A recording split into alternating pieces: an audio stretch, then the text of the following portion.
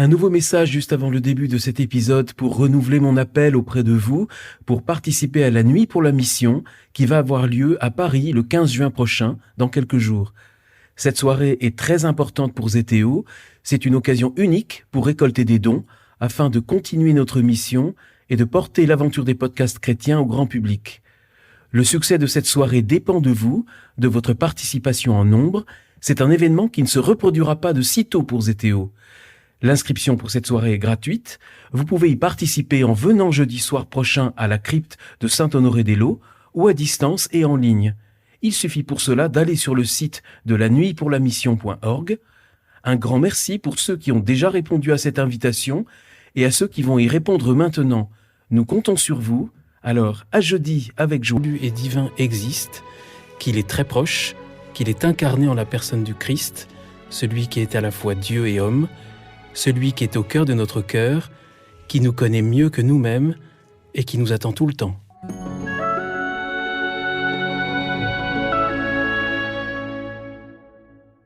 Bonjour chers auditeurs de Zétéo, bienvenue pour un nouvel épisode. Je suis Guillaume Devoux et vous invite aujourd'hui à la rencontre avec un couple qui, depuis 28 ans de mariage, a consacré toute sa vie conjugale à servir le Christ à travers les personnes qui sont sans doute ses meilleurs représentants sur terre, les plus démunis, les plus fragiles, les exclus. Nathanaël et Katia Gay, bonjour. Bonjour. J'ai dit 28 ans de mariage, mais c'est 28 ou c'est pas déjà 29 ?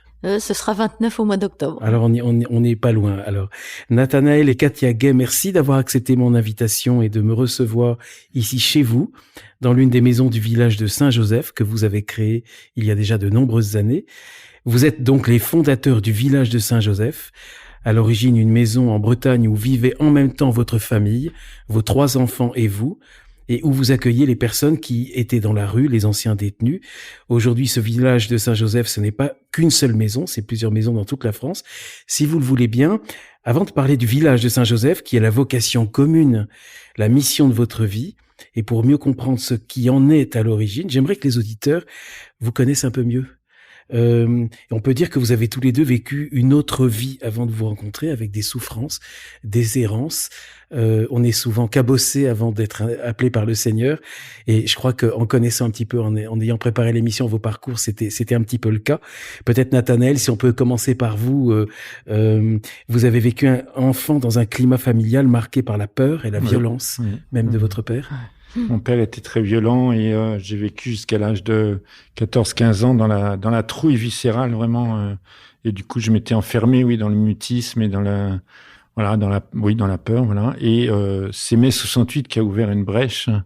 C'est très curieux de dire ça, mais dans le sens où ça a fait sauter un peu tout ce climat familial très enfermant, et où j'ai commencé, je suis rentré à fond dans la philosophie. Vous êtes allé à fond dans l'autre sens, là. Voilà, dans l'autre sens, fais ce que tu veux, comme tu veux, quand tu veux.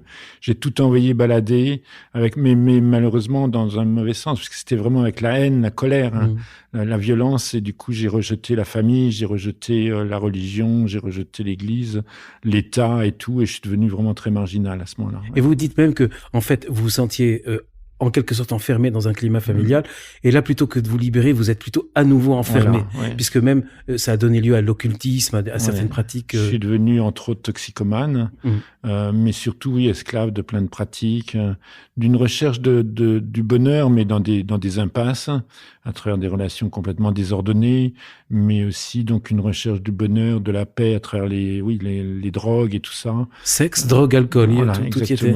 Exactement. Et pas que, il y avait aussi donc une petite partie, alors vous aussi dites, de spiritisme. On pourrait dire spirituel, mais c'est pas très... Voilà, tout ce qui pouvait être de l'ordre du surnaturel, tout ce qui pouvait être de l'ordre du mystère m'attirait.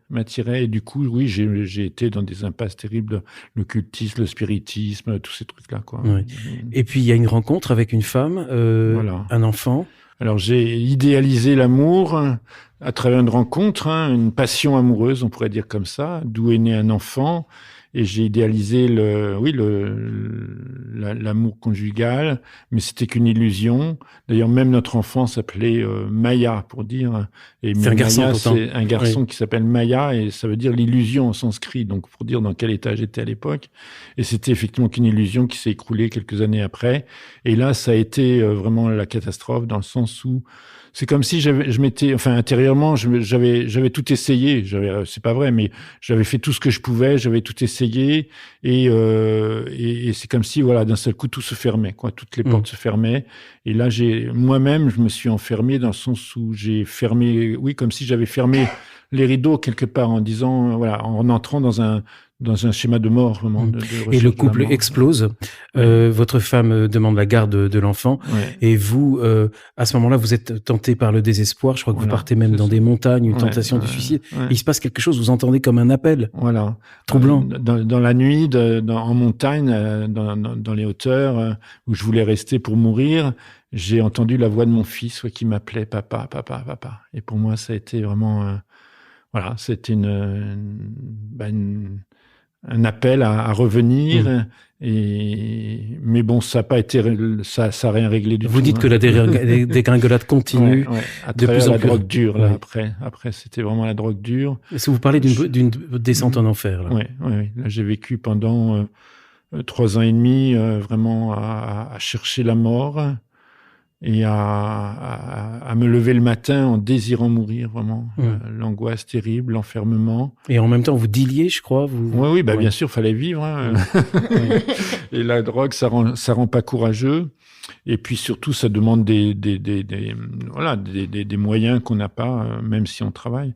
Et parce que oui, je prenais des doses énormes pour mourir, et mystérieusement, je me réveillais. J'ai passé des jours et des nuits dans le coma, et je me réveillais à chaque fois avec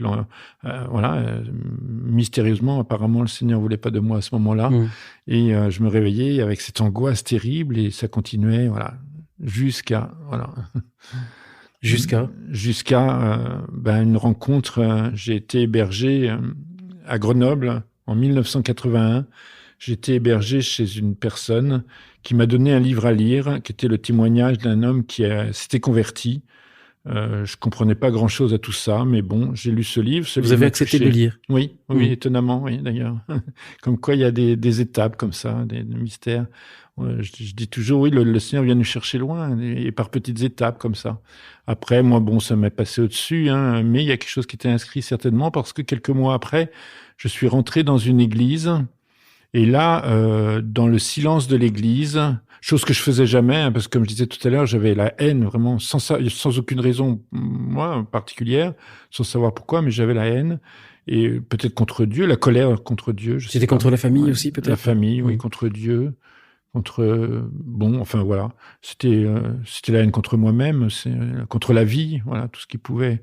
Et là, dans le silence de l'église, j'ai repensé à ce livre, ça s'appelait « Et si c'était vrai ?» le titre du livre. Et là, c'est revenu dans ma tête. Et si c'était vrai? Et là, j'ai crié vers le Seigneur. Je pouvais même pas imaginer qu'on puisse s'adresser à Dieu, tellement c'était pour moi inaccessible, tellement j'étais loin.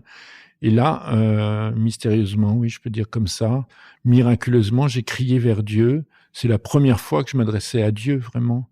Et je pouvais même pas imaginer, non seulement qu'on puisse s'adresser à Dieu, mais qu'il puisse nous répondre en plus. Et il vous a répondu? Et il m'a répondu. Alors, moi, j'ai pas entendu une voix. Ça pourrait, mais non, c'est pas comme ça. Je suis sorti de l'église, et là, sur le devant de l'église, sur la place, j'avais jamais vu ça, il y avait tout un groupe qui évangélisait. C'était des jeunes qui priaient, qui chantaient, et qui parlaient de Jésus. Et quand j'ai vu ce groupe, bon, je dis ça maintenant avec mes mots, mais sur le coup, je comprenais rien.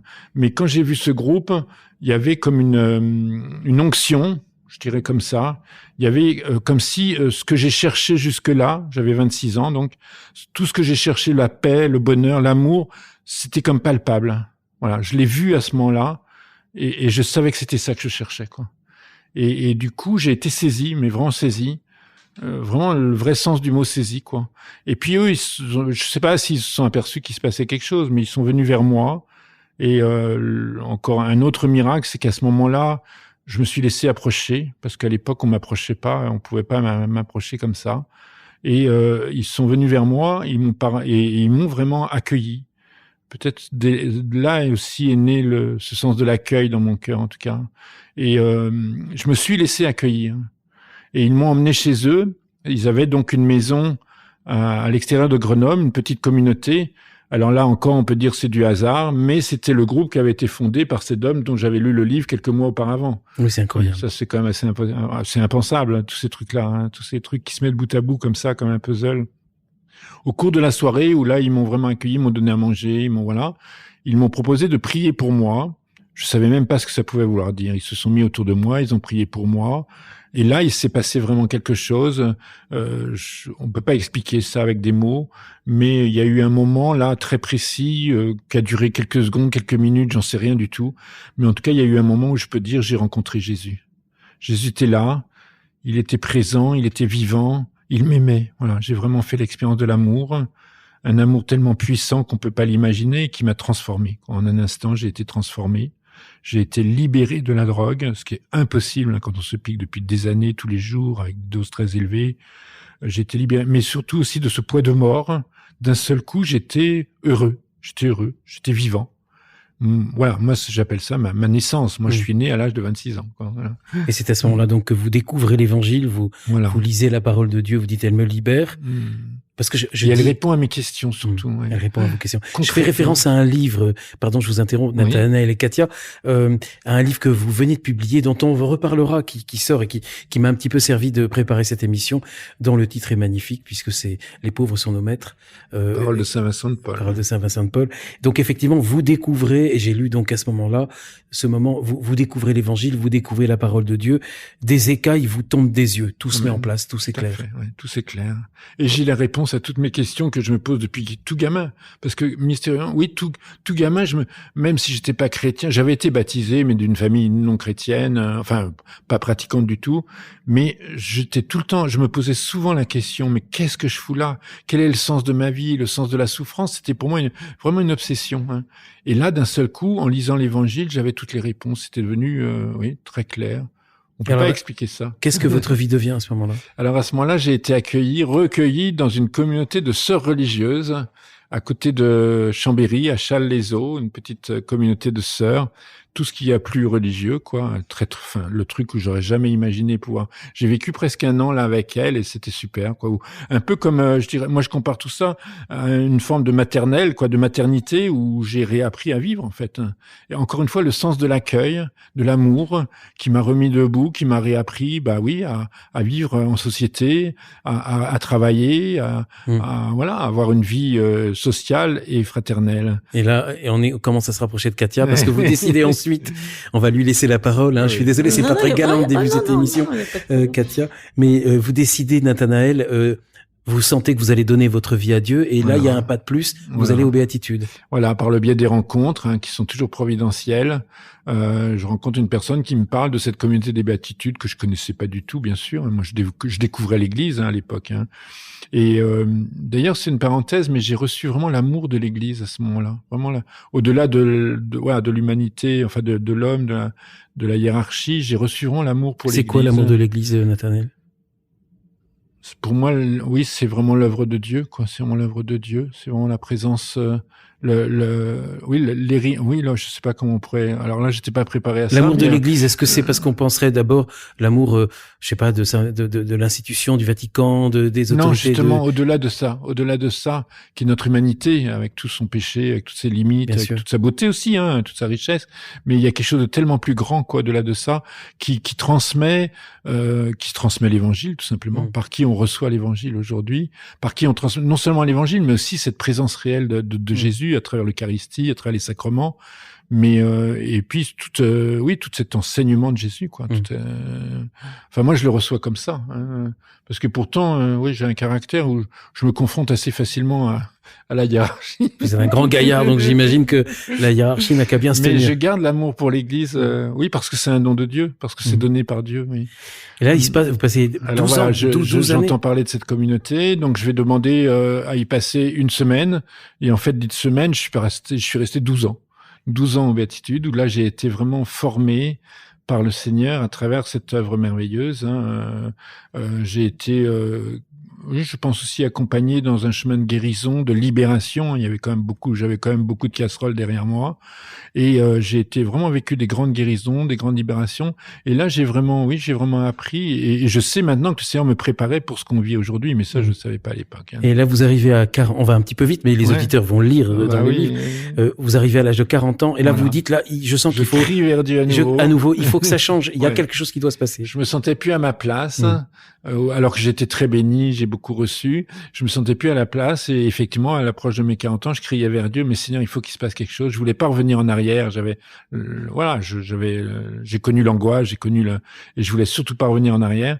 Et du coup, je criais vers Dieu, Seigneur, il faut qu'il se passe quelque chose pour mes 40 ans. Et j'étais sûr qu'il allait se passer quelque chose. Et il s'est pour mes passé 40 ans. quelque chose. Et il s'est passé quelque quelqu'un. chose. J'ai rencontré Katia.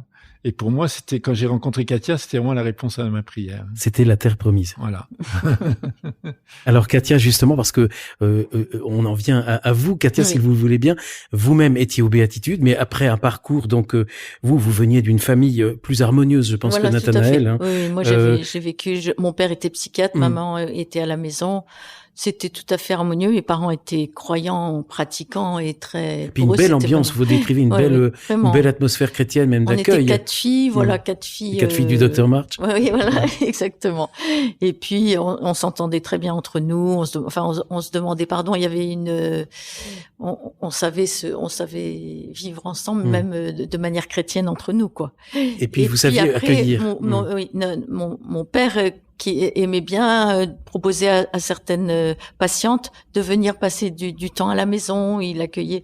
On avait toujours quelqu'un avec nous à la maison qui était. Pour vous, c'était normal. C'était tout à fait normal. Voilà. C'était presque la famille, mais. Voilà, c'est ça. Oui, c'était nos grandes sœurs. Voilà. C'était nos.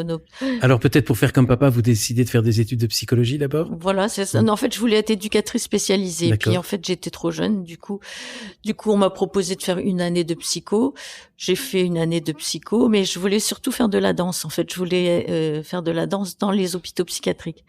Et donc, du coup, j'ai commencé à faire de la danse à Paris, en même temps que je faisais psycho à Dijon.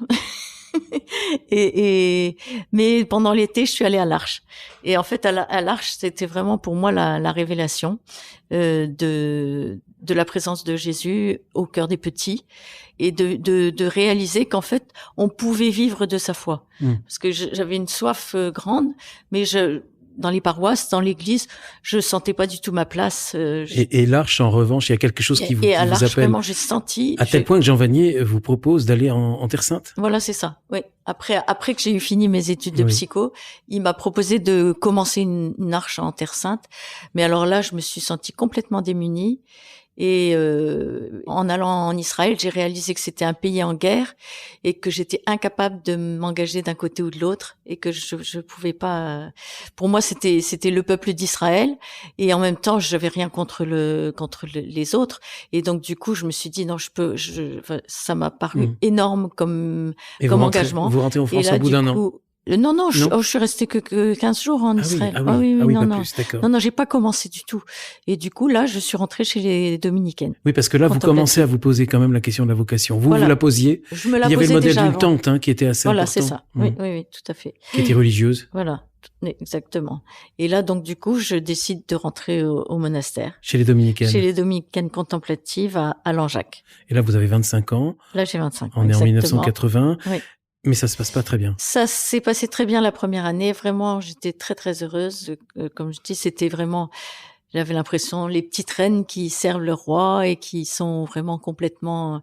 Et puis, petit à petit, je me suis rendu compte de notre humanité et de cette difficulté, voilà. Puis, c'était sûrement compliqué. Puis, je pense que j'étais pas à ma place.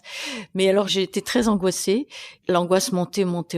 Vous parlez d'un état progressif, d'une sorte tout à fait. de montée d'angoisse progressive. Voilà. Ça va durer 8 ans. Voilà. Et donc, au départ, je pense que c'est ce qui m'est demandé, de vivre une angoisse et d'offrir cette angoisse au Seigneur pour la sanctification du monde, pour ma sanctification, pour ceci, pour cela. Mais bon, voilà, j'étais pas très ajustée non plus, parce que j'avais un désir de sainteté qui était encore très orgueilleux. Enfin, qui est toujours, on a toujours de l'orgueil qui se mêle toujours dans notre vie, malheureusement. Mais là, du coup, je me pensais sûrement un peu supérieure aux autres, et pensant qu'il fallait que je change le monastère, qu'en fait et en fait, j'étais pas du tout dans. Puis il y a un père spirituel qui vous dit, ça serait peut-être mieux que tu quittes. Voilà, c'est ça. Ça a dû être dur, ou au contraire, c'était une libération pour vous? Oui, c'était plutôt une libération. Oui, non, parce que vraiment, je sentais bien que. Et c'est là où vous allez. Et où c'est là où je vais aux Béatitudes. Voilà. Pourquoi? Pourquoi? Parce que mon père spirituel était aux béatitudes, et donc du coup il m'a proposé d'aller aux béatitudes. Ouais. Et là vous dites qu'en fait vous allez tomber dans un autre piège, Voilà. plus subtil. Plus subtil, exactement. Qu'est-ce qui s'est passé? Il s'est passé que petit à petit mon père spirituel m'a proposé une amitié spirituelle, et que cette amitié spirituelle pouvait aller jusqu'à l'union des corps. Et donc du coup moi je suis rentrée là-dedans en me disant que en pensant qu'en effet c'était mystique, ou que voilà. Vous y avez cru? J'y ai cru, voilà, j'y ai cru. Mais je suis devenue vraiment très dépendante de mon père spirituel, non pas physiquement, mais psychologiquement. Psychologiquement. Et puis vous deviez le cacher, j'imagine. Oui, il avait dû certainement vous dire de ne pas en parler. Bien sûr, bien sûr. Donc je me suis retrouvée dans une grande solitude, ne pouvant partager à personne ce que je vivais. Et du coup, lui, j'étais pas spécialement importante pour lui. Je veux dire, il y avait d'autres. Est-ce que vous pouviez imaginer qu'il pouvait y avoir d'autres cas que vous, comme vous? Sur le moment, pas trop. Non. Mais petit à petit, je me suis rendu compte, oui, qu'en effet. Et ce qui était bien, c'est qu'il m'a permis d'accueillir ma maman qui avait la maladie d'Alzheimer. C'est ça qui est incroyable. Vous dites que c'est elle qui vous a sauvé la vie en quelque sorte. C'est vrai que une grande malade pourtant. Là, votre maman est évidemment plus âgée et là, du coup, j'étais vraiment avec elle, et c'est vrai que le fait que je puisse m'occuper d'elle, ça a été vraiment très important pour moi. Et puis, c'est là que j'ai rencontré Nathanaël, parce que comme ça devenait dangereux d'emmener maman en voiture, parce qu'elle paniquait en voiture. Et donc, du coup, j'ai eu besoin d'un chauffeur. Et donc, c'est Nathanaël qui est devenu mon chauffeur. Ça a été le coup de foudre? C'est passé comme ça. Oui. Oui. On se connaissait quand même déjà depuis un moment, puisqu'on était dans la même maison, mais c'est vrai que... C'était le plus une révélation qu'un coup de foudre. Oui. On s'est rejoint vraiment... Oui, on s'est aimés, mais on a été attirés l'un vers l'autre, mais aussi on s'est rejoint vraiment dans cette idée, enfin dans cet appel, plus qu'une idée, un appel vraiment à créer un foyer pour accueillir Jésus. Pour nous, on avait vraiment cette vision du sacrement du mariage comme à l'image de la Sainte Famille, accueillir Jésus réellement présent. Pour nous, le sacrement on s'est engagé dans le sacrement du mariage, on s'est préparé au mariage vraiment en désirant vraiment rendre Jésus réellement présent dans l'Eucharistie, mais aussi justement à travers la personne fragile, le petit. La personne fragile, c'était peut-être déjà Katia, parce que j'imagine qu'à ce moment-là, vous, Nathanaël, vous étiez peut-être un petit peu ragaillardi, tandis que Katia, elle sortait d'une période très difficile. Et vous le dites dans le livre que c'est Nathanaël vous a beaucoup aidé à ce moment-là, à vous reconstruire. Oui. Et qu'il faut du temps pour se défaire d'une emprise. Exactement, oui.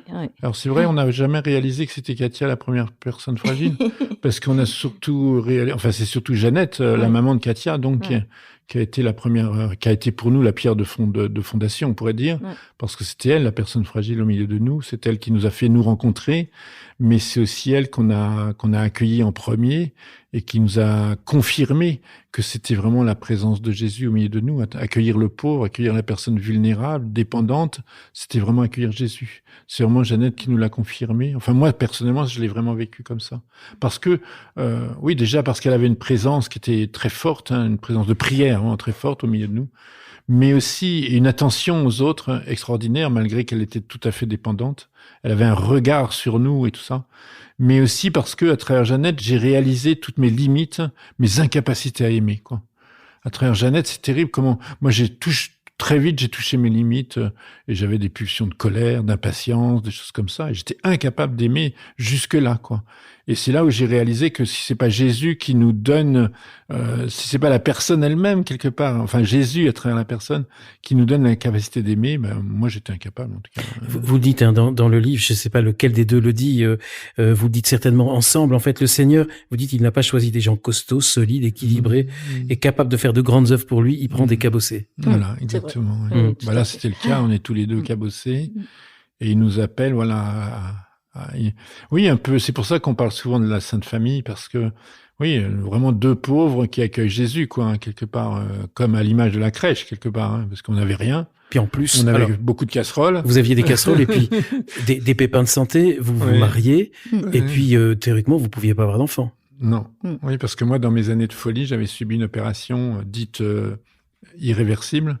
qui était interdite en France. J'avais subi l'opération en Suisse parce que c'était une vasectomie. Donc, parce que quand j'ai eu cet enfant, après, et que j'ai tellement été trahi je me suis senti tellement trahi que je voulais plus donner la vie, quoi. Je voulais pas prendre le risque de donner la vie. Et comme j'avais une vie très marginale, j'ai subi cette opération. Et du coup, quand on s'est mariés, oui, on savait qu'on n'aurait pas d'enfant.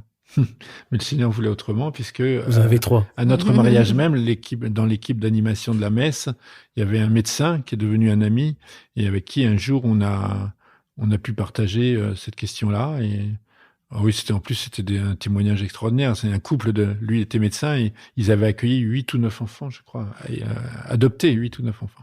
Et du coup, on avait parlé de l'adoption, effectivement, et tout ça. Et il m'a dit, ce jour-là, il m'avait dit, tu devrais rencontrer un professeur que je connais à Paris. Et, voilà. Et puis, du coup, on a pris rendez-vous. On a vu ce professeur qui nous a dit, on peut tenter une opération, mais il y a au moins une chance sur, un film. Et puis, en fait, ça a marché du coup. Vous y croyez, vous, Katia, à l'époque? Ah oui, moi, j'y croyais vraiment. C'est vrai? Ah oui, c'est curieux.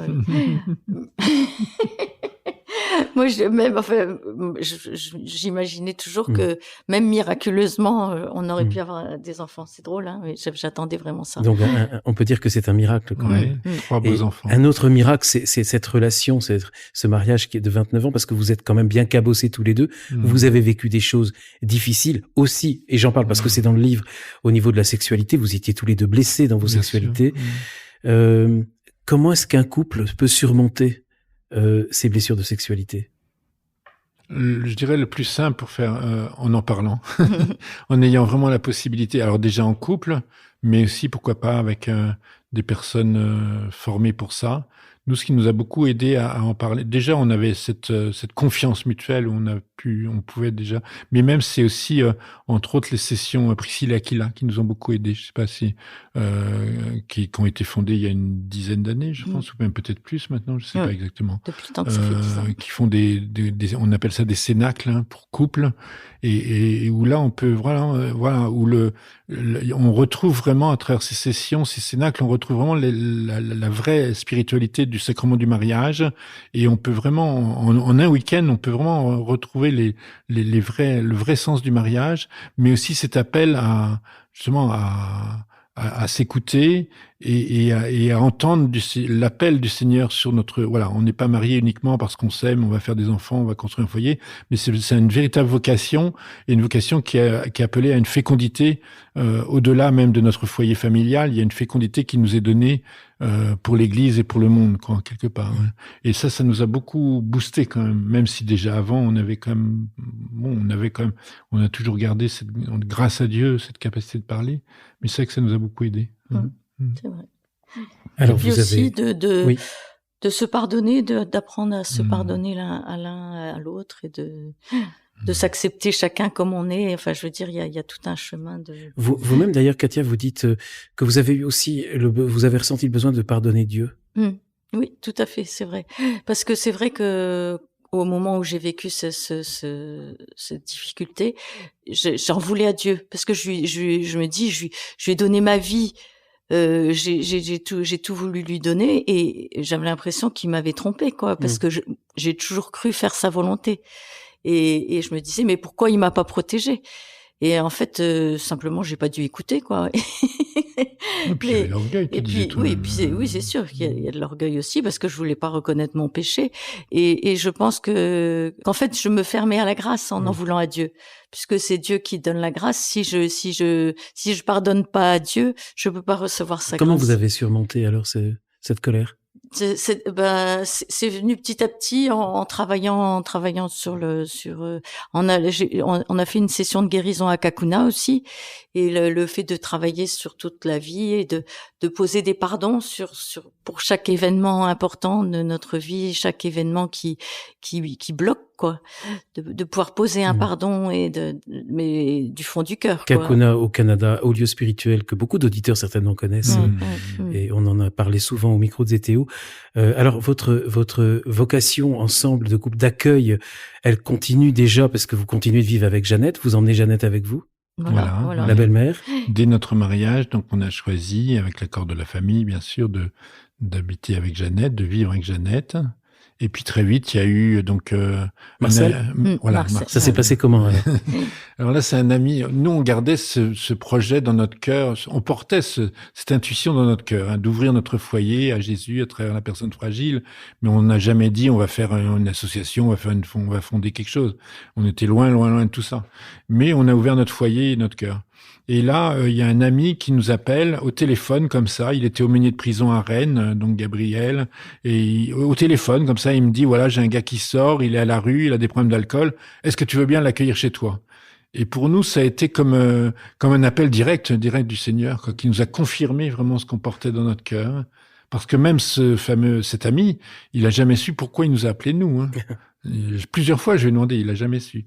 Donc pour nous, c'était vraiment la confirmation du Seigneur qu'on était appelés à ouvrir notre foyer à l'accueil. Du coup, on a accueilli Marcel. Vous aviez déjà des enfants à ce moment-là? Non. Vous l'auriez fait si vous aviez eu des tout petits enfants? Ça aurait été une autre situation. Bon, je pense que oui, Certainement. puisqu'on a continué avec... Après, même avec nos enfants, Oui, oui.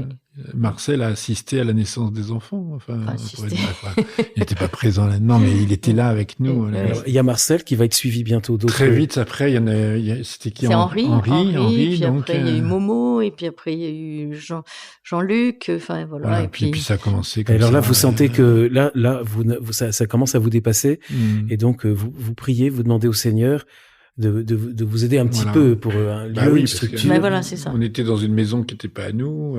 Fallait faire des travaux pour aménager. C'était quand même la maison de la famille, donc c'était un peu compliqué. Et là, on a prié pour demander, apparemment, tu nous confirmes que tu nous appelles à accueillir, mais il nous faut une maison, il nous faut une structure. On peut pas, voilà.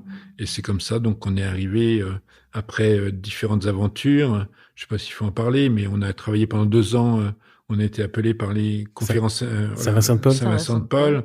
Mais Saint-Vincent-de-Paul voulait en fait un lieu plutôt social, et nous on voulait vraiment que Jésus soit réellement présent. Il voulait plus laïque et vous vouliez plus. C'était un peu une crise. Jésus, vous vouliez Jésus. Voilà. On avait vraiment, nous on s'était vraiment investi dans cette œuvre. Saint-Vincent-de-Paul voulait ouvrir une maison d'accueil. Nous on était là, et on avait demandé au Seigneur, on avait reçu ça comme une réponse. Du coup on s'est donné à fond dans cette aventure. On a ouvert une maison, on accueillait des gars de la rue qui voulaient se stabiliser. Mais très vite on s'est rendu compte qu'on pourrait pas vivre cette dimension spirituelle. Du coup nous on a dit si c'est comme ça, nous on se retire. Et puis ça s'est pas très bien passé, parce que la personne qui nous avait appelé, qui nous embauchait en fait, a mal pris le fait qu'on continue pas. Et du coup, on était bien cassés là dans notre élan. Oui, vous parlez même d'une période de vrai combat spirituel. Ah oui, parce qu'on avait quand même tout donné, et d'un seul coup, on se retrouve à nouveau point zéro. Et puis voilà, le Seigneur. Par contre, ça c'est important.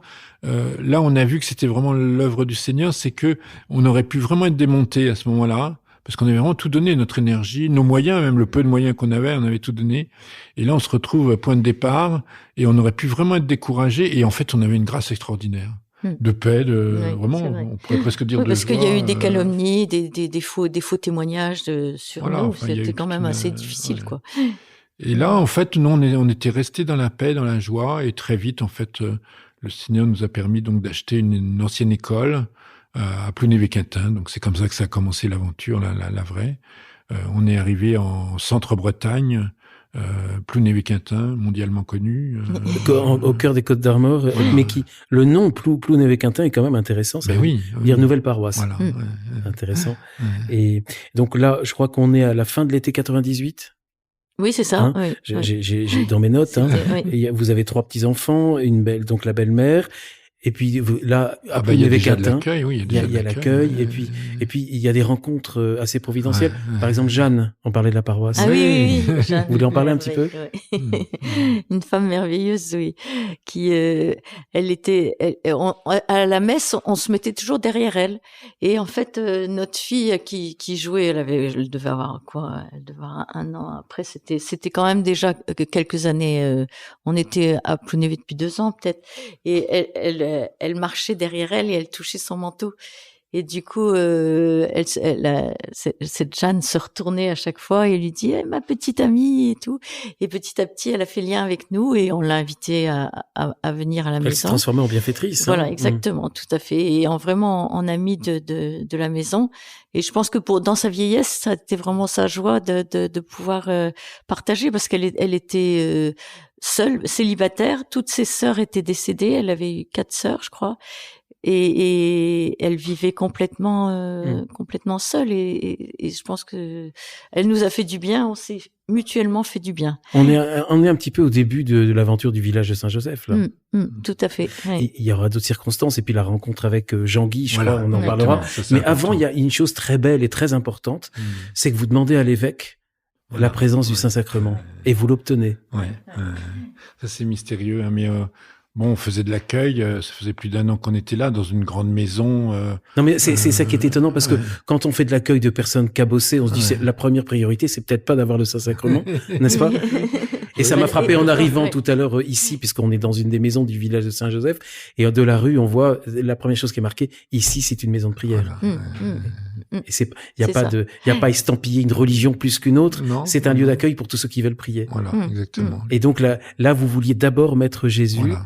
Nous, on avait toujours à cœur de mettre Jésus en premier, et on avait tellement à cœur, on avait tellement conscience de notre pauvreté qu'on savait qu'il y a que, comme je vous disais, par rapport, enfin moi, ce que j'ai découvert avec Jeannette, quoi. Il y a que en recevant de lui qu'on pouvait aimer jusque-là, qu'on pouvait accueillir et qu'on pouvait aimer. Nous, par nos propres forces, on était quand même très limités. Et voilà qu'au bout d'une bonne année, où on accueillait en même temps, mais dans une maison qui était trop grande, qui était très grande, où il y avait d'énormes travaux, on n'avait pas un rond, voilà. Et du coup, on a pris un temps, on voyait pas où ça nous menait, même si on était heureux d'accueillir. Et du coup, on a pris un temps de prière et de jeûne pour demander au Seigneur, mais qu'est-ce que tu veux de nous et qu'est-ce que tu veux de ce lieu? Et c'est là où la réponse nous a été donnée au cours de cette période qu'on a pris de prière. Il y a une motion intérieure. On a reçu vraiment cette motion intérieure d'écrire à l'évêque pour demander l'autorisation d'avoir le Saint-Sacrement. Et là, quand on a reçu cette intuition profonde, oui, ça correspondait à quelque chose qu'on désirait, mais ça nous paraissait complètement inaccessible, quoi, complètement délirant. Et en fait, du coup, dans la foi, on a écrit à l'évêque. L'évêque a envoyé un prêtre à l'époque, donc le père Loisel, et qui est venu nous écouter. On lui a parlé de notre projet, de notre intuition.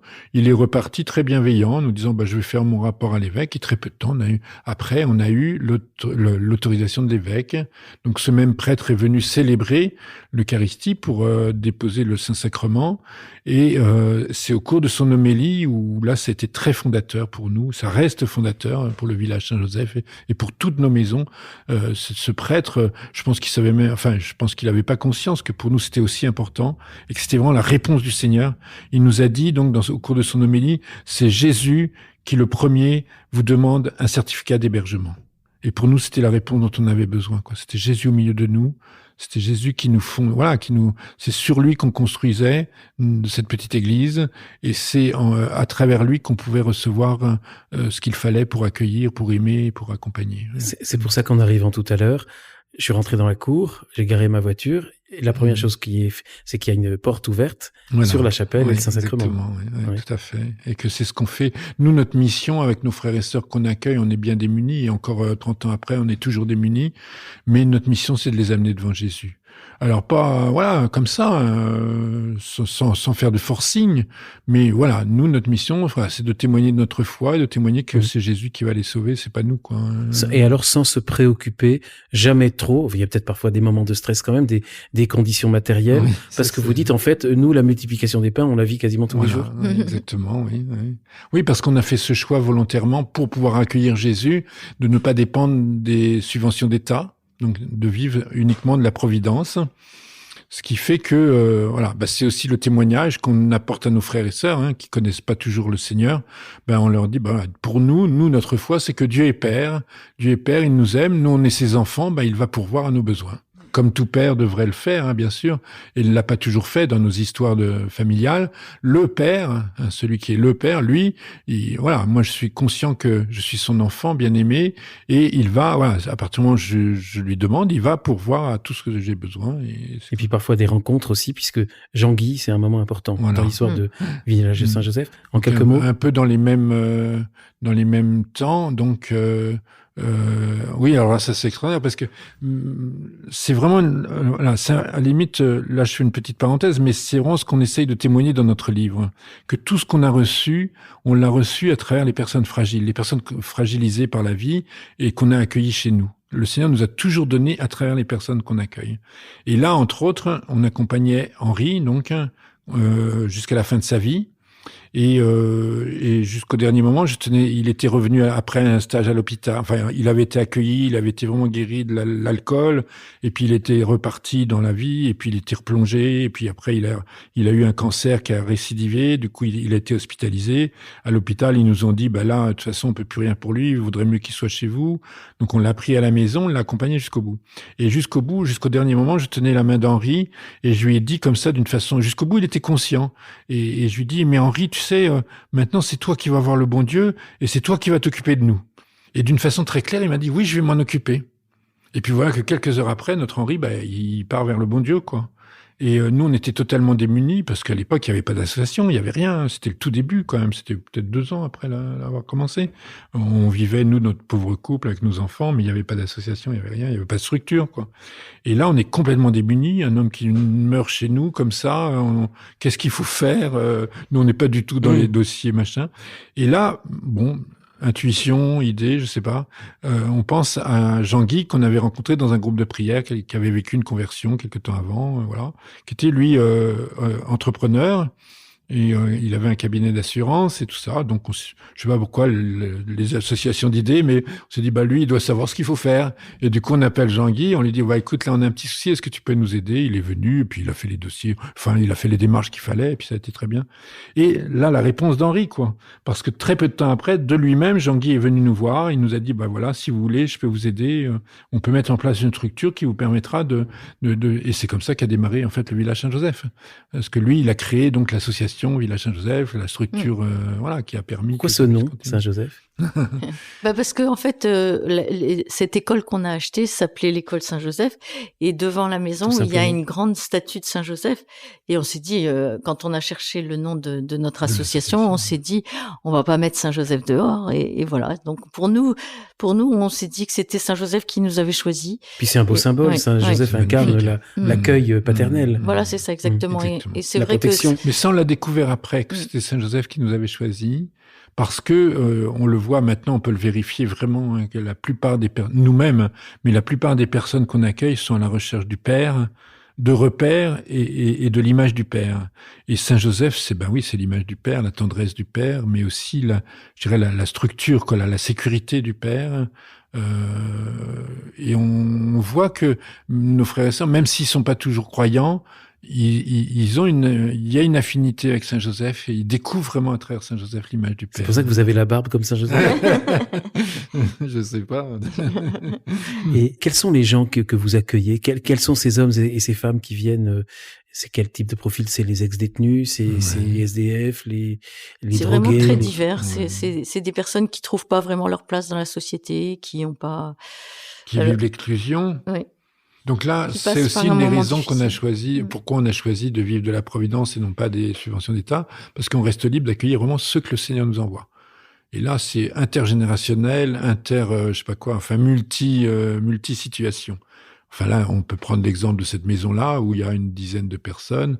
Il y a aussi bien des sorties de prison, il y a des gens qui sortent de l'hôpital psychiatrique, il y a des gens qui étaient à la rue, il y a vraiment de tout, des sans-papiers. Ici, nous sommes, on n'est pas en Bretagne. On va en parler, on va juste un tout petit peu tout à l'heure dire l'historique des villages de Saint-Joseph. Mais là, on est près de Soissons, dans la 7e ou la 8e maison de Saint-Joseph.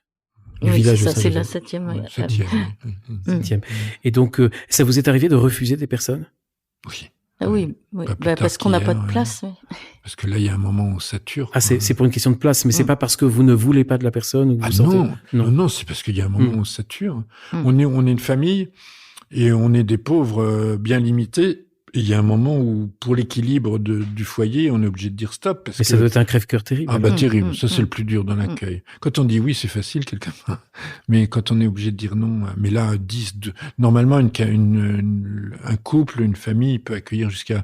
Maintenant, c'est plutôt 8 personnes parce que c'est quand même des grandes fragilités psychologiques. Faut quand même être là, faut accompagner. Et ce serait pas sérieux, ce serait pas très sécurisant pour eux aussi. Après, oui, on pourrait bien sûr dire oui, mais il y a un moment où c'est plus tenable, quoi. Et au-delà de les accueillir, est-ce qu'il y a un programme de réinsertion, un programme de... Alors nous, on parle pas de réinsertion, mais de reconstruction. On est l'étape avant la réinsertion. On y pense, on y travaille à la réinsertion, mais c'est c'est plus au cas par cas. Nous, les personnes, quand elles arrivent, elles sont pas en situation de réinsertion. Elles ont un besoin de se reconstruire, de retrouver le sens de leur vie, de retrouver une certaine hygiène de vie, une certaine stabilité, une certaine confiance en eux, un rythme de vie qui va leur permettre effectivement après de pouvoir aller travailler dans une entreprise ou faire des stages. Mais là où ils en sont aujourd'hui, c'est même pas pensable, quoi. C'est même pas pensable. Ouais. La plupart, ils ont eu des années et des années de galère. On peut pas. C'est le problème de la société aujourd'hui où la plupart du temps on a vu tellement d'échecs comme ça, même chez nous, de personnes qui forcément elles vont mieux, elles sont accueillies dans un cadre bienveillant, qui les aime, ils vont aller mieux et du coup les services sociaux, les travailleurs sociaux, maintenant tu peux aller travailler, il faut que tu fasses des stages, faut que tu cherches du travail. Mais la vie d'un homme, ça c'est pas que le travail, quoi. Et s'il y a pas tout cet entourage, s'il y a pas toute cette vie fraternelle et spirituelle, la personne elle va vite retomber dans ces travers de dépendance, de drogue, d'alcool, de dépression, etc. Et c'est une catastrophe. Là, pour vraiment réinsérer quelqu'un, il faut vraiment qu'il soit bien dans, voilà, il faut qu'il soit bien. Ça peut être très long. Oui, ça demande des années, oui. Ouais, nous, on voit le résultat de quand même une trentaine d'années d'accueil. Ceux qui réussissent bien, c'est ceux qui arrivent à comprendre que ça va demander du temps. Quand ils veulent aller trop vite, souvent ça marche pas. Et du temps, c'est un certain temps, c'est jamais la même durée. Ouais, ça dépend de l'histoire de chacun. C'est donc pour ça, vous parlez des valeurs de fraternité, de spiritualité. C'est pour ça que dans la charte, vous avez une charte du village de Saint-François. Saint-Joseph. Vous avez une charte du village de Saint-Joseph avec un point capital. C'est Jésus. Mais oui, bien sûr. Le centre. C'est dans le texte, ça m'a beaucoup touché. Cette charte précise un point capital, elle déclare que nous voulons être libres d'annoncer Jésus-Christ, que c'est là notre mission première. Voilà, tout à fait. Donc vous ne vous égarez pas, d'abord l'autre, non, il faut d'abord Jésus pour pouvoir aller vers l'autre. Tout à fait. Je crois que c'est Sainte Mère Teresa qui disait que la plus grande misère, c'est l'absence de Dieu, quoi. Et ça, on le vérifie tous les jours. Et oui, je disais tout à l'heure, notre mission, c'est vraiment de les mettre devant Jésus. Alors là, on a trouvé, on a reçu un truc extraordinaire pour ça, un truc, on pourrait dire. Alors un peu une ruse, mais on commence notre journée dans toutes nos maisons. C'est obligatoire, ça fait partie du contrat quand on est accueilli. Qu'on soit chrétien, pas chrétien, musulman, bouddhiste, athée, on commence la journée à la chapelle. Et là, on fait un partage de la parole. Et ça, c'est extraordinaire. Parce que tous, plus ou moins, se laissent toucher. Et ils entendent, au moins une fois dans leur vie, ils entendent la parole de Dieu. Donc, on lit les textes du jour, en fait, les textes de la messe du jour. Et après, on propose, s'ils veulent, c'est là pour le coup ceux qui veulent, et on propose de faire un partage, c'est-à-dire comment ça te touche, comment ça te rejoint, quelles questions ça pose. Et là, il y a souvent des très très beaux partages, et au moins une fois dans leur vie, ils auront entendu la parole de Dieu, et nous, on peut vraiment témoigner que la parole, elle fait son travail, quoi. Parce que j'imagine que vous ne recevez pas que des chrétiens. Non, mais non, il y a de toutes les couleurs, toutes les sensibilités, non, c'est extraordinaire. Et tous, par contre, vont se laisser toucher à un moment ou à un autre. Ils vont en parler, ils vont poser des questions, ils vont s'intéresser. Ce qui fait qu'on a régulièrement quand même des demandes de baptême ou de confirmation, en tout cas des chemins de foi. Et après ce temps de parole, ce qui est très beau, c'est qu'il y a aussi un temps de parole entre eux et un temps de partage et de bénédiction. Vous pouvez en parler un petit peu? Oui. C'est-à-dire que donc on fait un temps, on annonce la parole, et puis après il y a un petit temps de partage où chacun peut dire comment il entend ou pas, et puis après on se donne le bonjour. Ça, c'est vraiment classique dans toutes nos maisons, c'est extraordinaire. Parce qu'on n'est pas habitué à se croiser comme ça et à commencer la journée en se bénissant les uns les autres. Bonjour, voilà, sois béni, belle journée, voilà, un petit mot d'encouragement comme ça. Et ça, c'est extraordinaire aussi parce que c'est une façon d'entrer, c'est ce qu'on appelle le sacrement du frère. On partage vraiment cette présence de Dieu qui est amour, on le partage vraiment à travers cet instant-là. Il y a des choses magnifiques qui se passent, à travers un regard, un sourire, une parole bienveillante. Avant, c'est des personnes, la plupart du temps, moi je l'ai vécu, qui commencent la journée avec qu'est-ce qui va m'arriver aujourd'hui, qui prennent ça comme un peu comme on se réveille, c'est comme une tuile sur la tête, quoi. Et là, d'un seul coup, on a quelqu'un qui nous regarde, qui nous dit waouh, t'es mon frère, quoi, t'es ma sœur, t'es importante pour moi, quoi. Le titre de votre livre, Les pauvres sont nos maîtres, vous dites même que les pauvres sont nos prophètes. Vous voulez dire quoi par là? Alors ça, c'est parce que nous, on s'aperçoit que à travers l'accueil des personnes fragiles, le Seigneur nous parle, nous réveille quelque part de nos endormissements. L'Église, les chrétiens ont besoin aujourd'hui, à travers les pauvres, d'entendre ce que le Seigneur dit. Voilà, il faut arrêter, quoi. On peut pas continuer de vivre comme ça. C'est les personnes qui vivent à la rue, les personnes qui vivent dans l'exclusion, dans la souffrance. Un jour ou l'autre, ils doivent nous interpeller, quoi. Si on se laisse pas toucher, ça veut dire que notre cœur est fermé. Ça veut dire qu'on est mort quelque part. Si on se laisse toucher, ça veut dire qu'il y a encore de la vie en nous, de l'amour et de la compassion. C'est pas normal qu'un chrétien se laisse pas toucher par la souffrance quelque part. Alors ça veut pas dire que tout le monde doit accueillir, mais voilà, on doit se laisser interpeller, se dire voilà, qu'est-ce que je peux faire moi pour qu'il y ait quelque chose qui change dans ma vie, dans ma propre vie, mais aussi dans la société, quoi. On peut pas rester indifférent. Et alors ça, c'est la première chose. Hein. Pourquoi ils sont nos maîtres et pourquoi ils sont prophètes? Parce qu'ils nous disent qu'il y a quelque chose qui va pas dans la société. Il y a quelque chose qui est pas normal dans ce monde, cette façon de vivre l'économie, cette façon de vivre la concurrence, etc. Il y a quelque chose qui est pas normal et qu'il faut changer. Donc ça, oui, je pense qu'ils sont vraiment prophètes parce qu'ils réveillent nos cœurs et ils nous obligent quelque part à nous mettre à genoux et dire mais Seigneur, qu'est-ce que je peux faire, quoi? C'est dans ce sens-là. Mais après, ils sont nos maîtres parce que leur propre fragilité vont me renvoyer à mes propres fragilités. Oui, en fait, on a souvent peur des pauvres, voilà. de ceux qu'on appelle pauvres, parce que justement, ils renvoient quelque chose qu'on n'a peut-être pas envie de voir. Voilà, exactement. De nous-mêmes. On est blindés. Vous le dites. On s'est blindés, on s'est protégé, on a mis des murs et des contre-murs et des cadenas et voilà. Et ils vont venir nous chercher derrière ces limites qu'on a mis et c'est là où, heureusement, ils nous sauvent. C'est là où ils sont prophètes, parce qu'ils nous sauvent, parce que sinon on va rester enfermés dans nos égoïsmes et dans nos conforts et dans nos et c'est là où il y a quelque chose qui est pas normal. Et eux, ils nous sauvent dans le sens ils vont nous pousser dans nos extrémités et nous pousser dans nos incohérences et nous révéler nos incohérences et nous dire mais attends, tu te dis chrétien, mais tu vis comme ça, tu fais ceci, voilà. Et c'est génial c'est génial si on a soif de sainteté, si on a soif d'avancer dans une vie spirituelle. C'est vrai que si on a envie d'une vie confortable et on n'a pas envie de se dire, c'est un caillou dans la chaussure, hein, c'est sûr. Alors Katia et Nathanaël, on se retrouve donc près de Soissons, pas loin de Meaux, à quelques dizaines de kilomètres. 15 kilomètres de Meaux. 15 kilomètres de Meaux. C'est d'ailleurs, il fait un temps magnifique, mais c'est très joli ici, c'est une nature que je connaissais pas. Le village Saint-Joseph, c'est donc une aventure que vous avez créée en 98, je crois. Oui, c'est ça. Et aujourd'hui, il y a 7 ou 8 maisons. 8 maisons. 8 maisons. Et vous vous êtes vous-même posé la question de façon très intense, je crois. On était les fondateurs, mais on voulait pas être les fondateurs qui allaient en quelque sorte écraser la fondation Saint-Joseph, les villages Saint-Joseph, en y restant, en s'y imposant. Et vous êtes vraiment posé cette question de quitter. Et puis vous n'avez pas quitté. On a quitté la maison où on a commencé. Vous avez quitté la maison, oui. Voilà.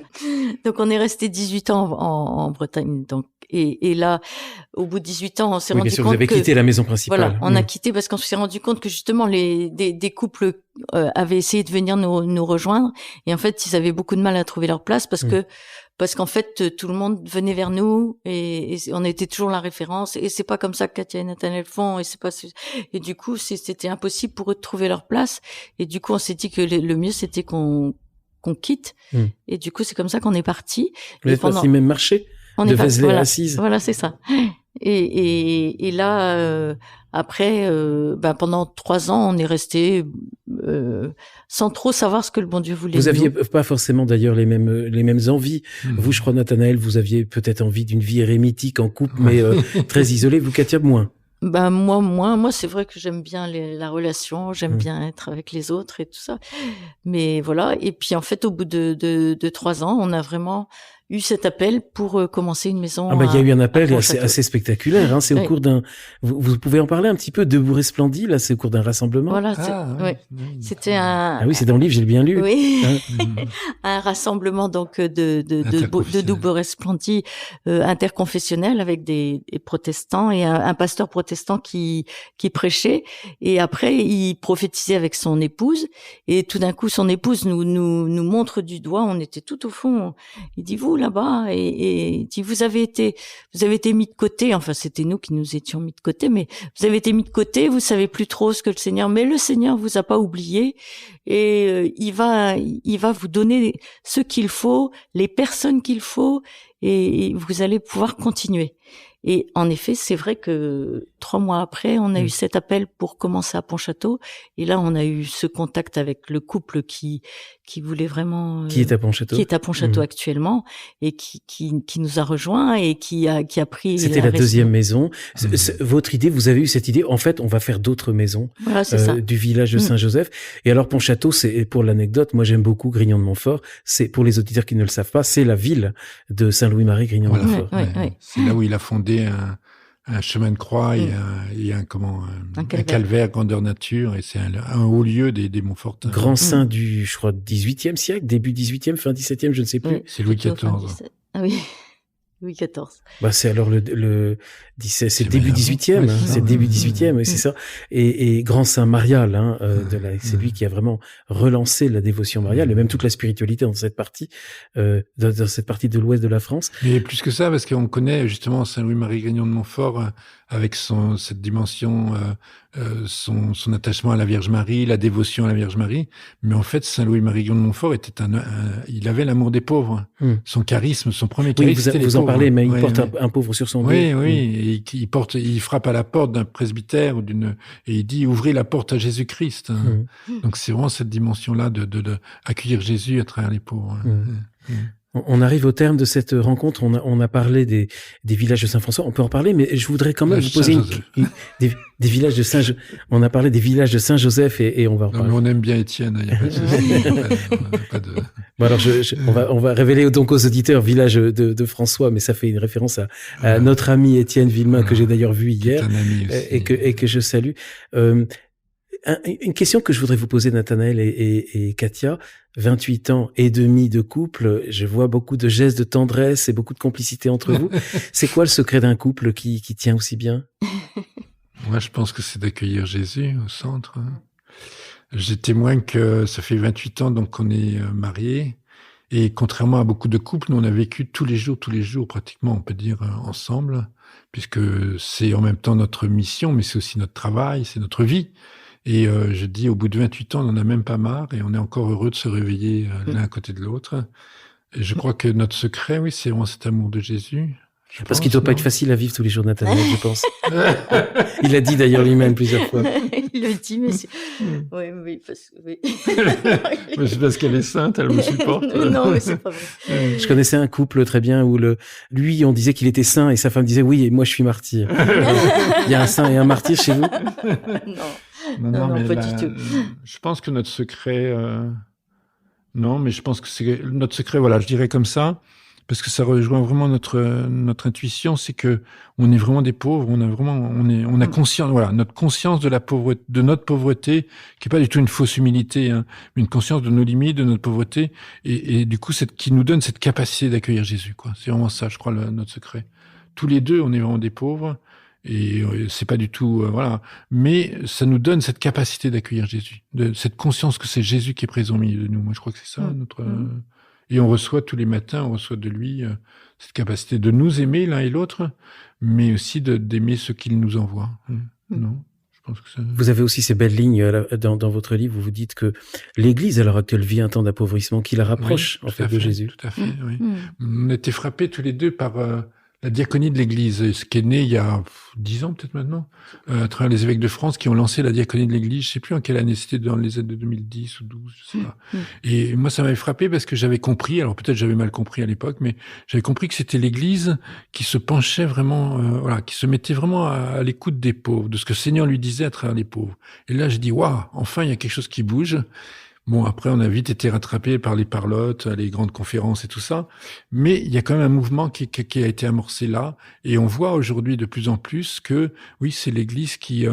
moi, je pense que l'intuition du village de François, du village Saint-Joseph, de toutes ces œuvres qui sont vraiment proches des personnes, que c'est plus l'Église qui se penche avec condescendance vers le pauvre par charité chrétienne, mais c'est vraiment l'Église qui se met à genoux et qui vit vraiment ce lavement des pieds.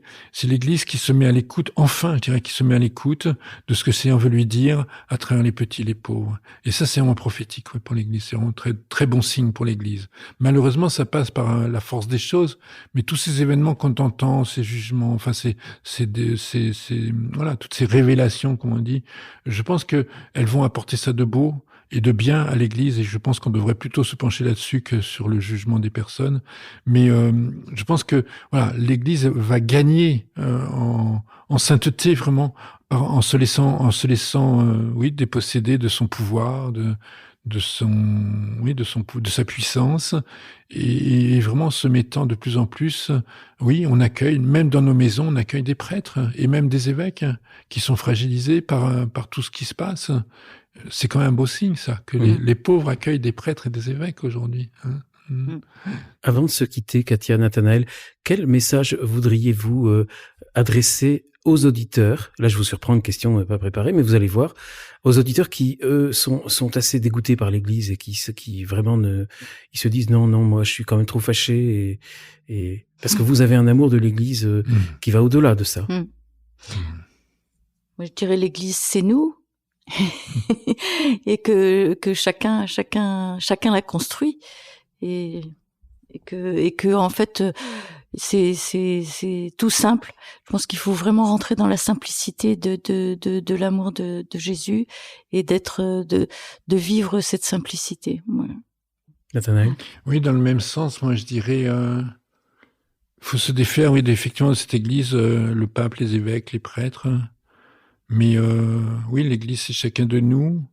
Et puis aussi une clé qui est essentielle, que Jésus nous enseigne du début jusqu'à la fin, c'est le pardon. D'enseigner plutôt toutes les personnes qui sont blessées par toutes ces révélations de prêtres et même d'évêques aujourd'hui comme ça qui sont pécheurs, d'entrer dans un chemin de changer notre regard et d'entrer dans un chemin de pardon plutôt que dans des jugements. Je pense que c'est pas, faut laisser le jugement à Dieu. Et lui, il a prononcé déjà son jugement. Son jugement, c'est l'amour, c'est le don qu'il nous a fait de sa vie sur la croix, et c'est la miséricorde. Et nous, qui on est, nous, pour juger des hommes et des femmes, d'Église encore plus, mais même de toute façon. Et je pense que l'Église, c'est vraiment nous, chacun de nous, dans une relation bienveillante, dans une relation fraternelle, qui consciente, comme je disais, consciente de sa pauvreté, de son péché même. L'Église a été fondée sur des hommes pécheurs, et le Seigneur l'a voulu comme ça, mais qui reçoivent tout de leur Seigneur, oui. Merci Katia et Nathanaël. Est-ce qu'il y a quelque chose que vous avez encore envie de dire, qu'on n'a pas encore dit? Moi, je dirais, l'Église aujourd'hui, puisqu'on parle de l'Église aujourd'hui est en train de changer des lieux comme le village Saint-Joseph, comme le village de François, comme Lapa, Lazare, toutes ces œuvres-là. On est en train de changer de vision de l'Église quelque part. C'est des lieux d'Église. Et on est à l'essentiel. Et là, on touche l'essentiel, effectivement. Et le Seigneur, c'est ça que je voulais dire, rajouter, c'est que aujourd'hui, c'est une réalité. Le Seigneur appelle des personnes, mais aussi des couples à cette mission et à cette fécondité pour l'Église, justement. C'est la réponse, particulièrement des couples mariés ou appelés au mariage, qui va faire que l'Église va devenir va changer et va devenir belle et va devenir aussi accessible à tous les hommes qui sont en recherche. Katia et Nathanaël Gay, merci infiniment, ce magnifique partage. Là, on est à l'essence, en quelque sorte, de la vie humaine, de la foi. Tous les auditeurs qui veulent en savoir un petit peu plus sur le village Saint-Joseph, là, je l'ai bien dit, dans le descriptif de l'épisode, il y a le lien, mais c'est villagesaintjoseph.org. Certainement pour faire des dons, parce que vous vivez forcément des dons. Bien sûr. Donc, j'invite les auditeurs qui le souhaitent à cliquer et aller découvrir votre magnifique œuvre. Merci infiniment. Merci. Merci chers auditeurs, à bientôt pour un prochain épisode.